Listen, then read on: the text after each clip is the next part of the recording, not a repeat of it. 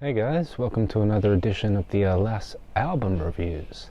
Now today we've got another new artist for you. I wouldn't call him new, I'd call him legendary. He's an artist formerly known as a symbol, now known as what he used to be known as before he was that symbol. We're going to talk about Prince.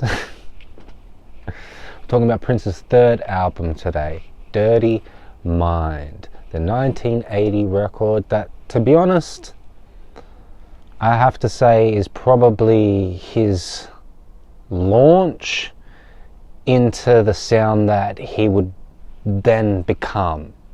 Without this, you wouldn't have Controversy or even 1999.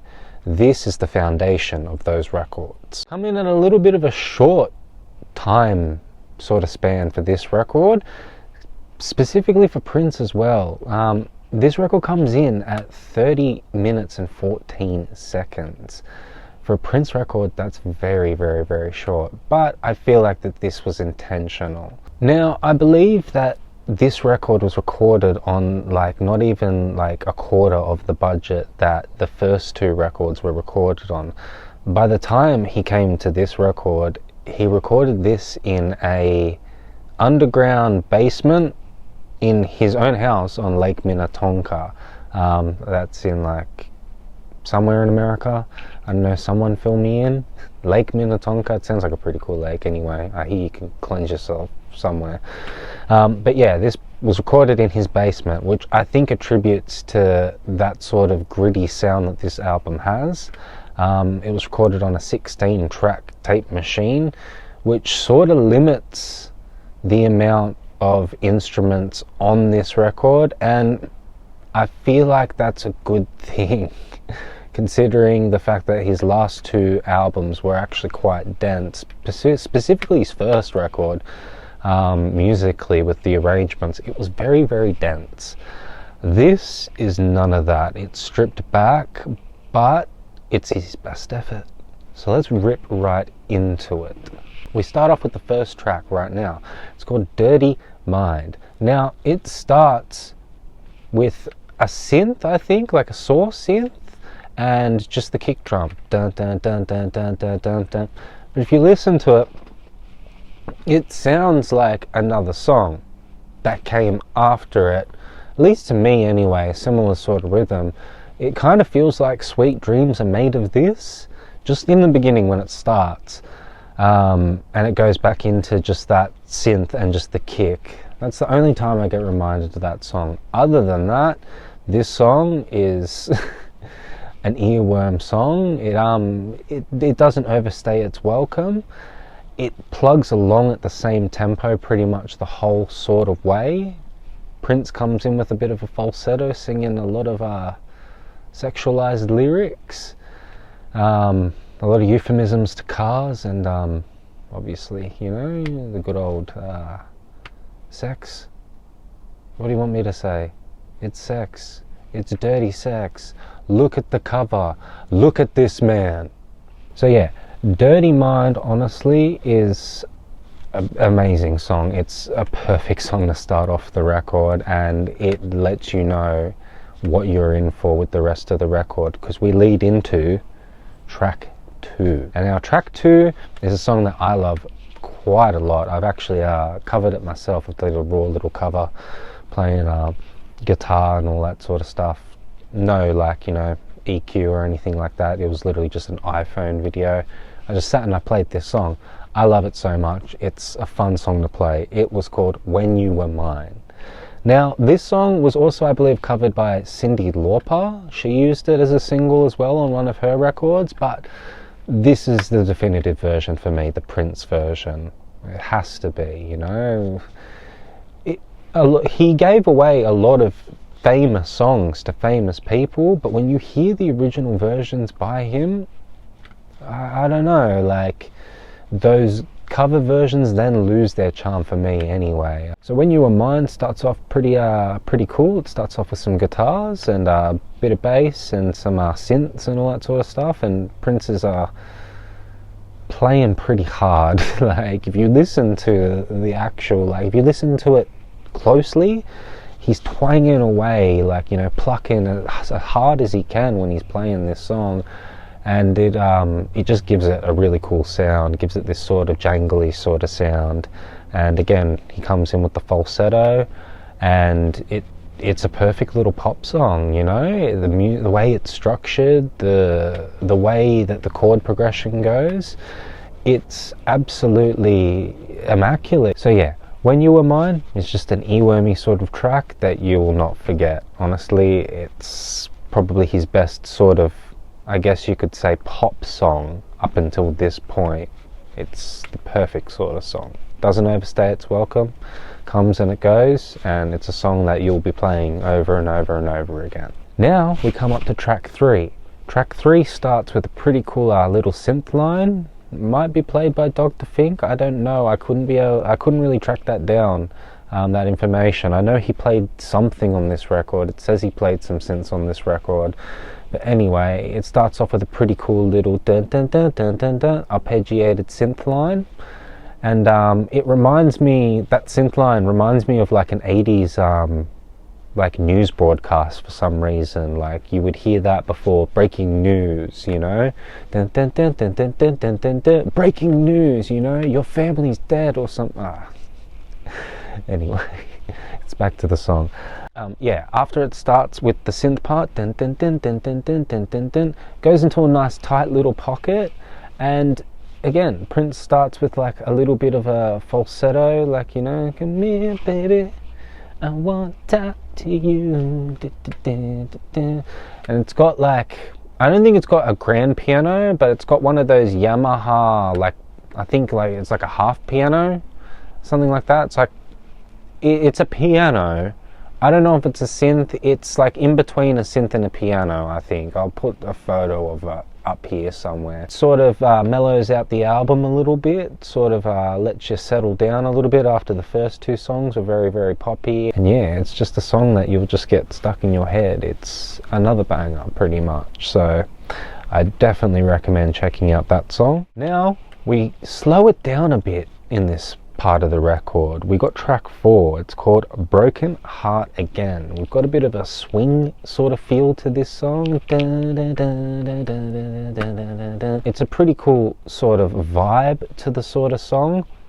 I'm pretty sure it's not a grand piano, because I read somewhere that there was no like grand piano on this record. So it's either a really, really good synth piano, or it's like a miniature sort of piano that they recorded. I just know he couldn't fit a grand piano in his basement. It's piano based though, like keys based. I'm pretty sure the only song on the record that's fully keys based, and this song feels like the basis of a lot of songs that would come after it on other records, specifically like International Lover, and then evolving into like Purple Rain, you know, like this seems like, you know, he was sort of maturing in that sort of sound and sort of really starting to nail that sort of sound. Honestly, again, it's just another song that you'll just get stuck in your head. You won't forget it. It's a perfect little interlude sort of song between, you know, how quickly the album sort of starts and energetically the album sort of starts. Sort of gives you a bit more time to breathe and a bit more time to relax. So yeah, Got a Broken Heart Again is a great little ballad track. Let's call it that for lack of a better term. Great little ballad track. Love that song. Then we pick it up. Now, this is probably one of my favourite Prince songs. It was one of the singles off the record. It's a lot of people's favourite Prince song, to be honest. It's called Uptown, track 5. Now, Uptown starts off with a rolling sort of snare, da da da da da da da da da da da, and goes into a synth sort of line, and it's, should I say, a synth bass driven sort of line, because it feels like the synths and the bass are sort of feeding off each other. And it's a very, very pockety sort of song. Lyrically though, I feel like it's one of the best sort of storytelling sort of songs that he's done on this record. Besides maybe another song that we'll get to. Yeah, we'll get to it. But Uptown, I just love the way that it's structured. I love the lyrical content of the of this record, and I love the mix of this song as well. It's a perfect energetic sort of shot in the arm after the last ballady sort of song to sort of pick the album up again and sort of move it along. So Uptown is a great song. It's pretty much like a party sort of song, and yeah, it's a great sort of vibe. So you'll love Uptown if you come across it, and yeah, it's a song you won't get out of your head. And now we got track 6. Track 6 is a track that might not be too PC for YouTube for me to be discussing too much in detail. The song is called Head. Now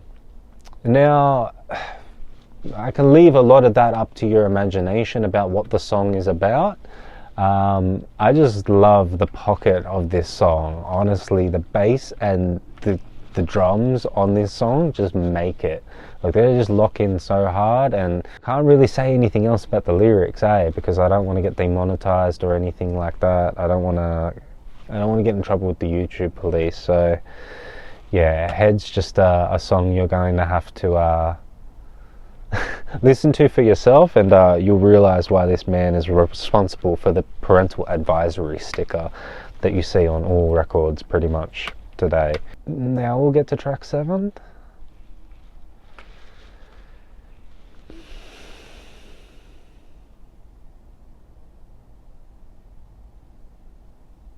I can't say much about this record. You're just going to have to listen to track 7 yourself. I'm not going to talk about it. God, especially in this climate. No, no Diddy, no.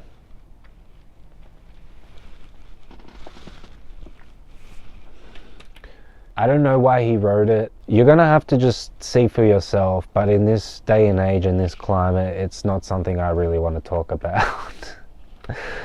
So yeah, we're gonna skip this one pretty much. Musically it's alright if you can mute the lyrics. Yeah, cool. Yuck. Oh. Anyway, we'll pick it up. We've got the last song that really actually does pick up the mood if you want to skip track 7. It's called Party Up.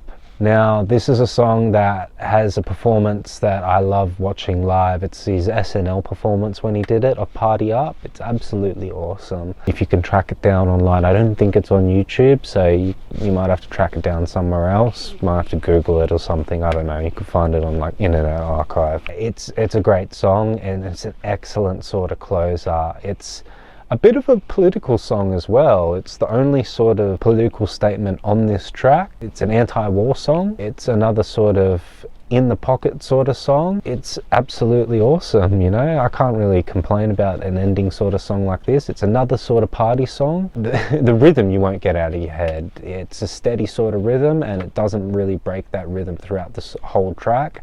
It's got some great changes to the song. Musically, it's structured perfectly. The live performances that I've seen of it, especially the SNL one, are absolutely awesome. So Party Up is an awesome album closer. And to be honest, I can't really complain about this album. I have nothing bad to say about this album besides one song. I can't listen to one song. A lot of you won't be able to listen to that one song either. Once you hear it for the first time, you'll find it utterly disgusting, to be honest. Other than that, the rest of this record honestly gets a out of 10. We're going to give it a 7 out of 10. I would have given it an 8 out of 10, close to a 9 out of 10, if it wasn't for that one song. I'm not even going to talk about that song anymore. That's for you to discover. That's for everyone else to discover. So for a record that he made and produced in his own basement, honestly, it's an excellent statement. Couldn't do better than this. This is my personal favorite Prince album. It's absolutely awesome. I'll give it a 7 out of 10. So yeah, thank you very much, guys, for watching this this Alas album review on Prince's Dirty Mind. Again, I've been trying to keep up with doing the videos and all that sort of stuff now for you guys. Getting back into the album reviews has sort of been good for me. giving me something to do again, and I love talking about music.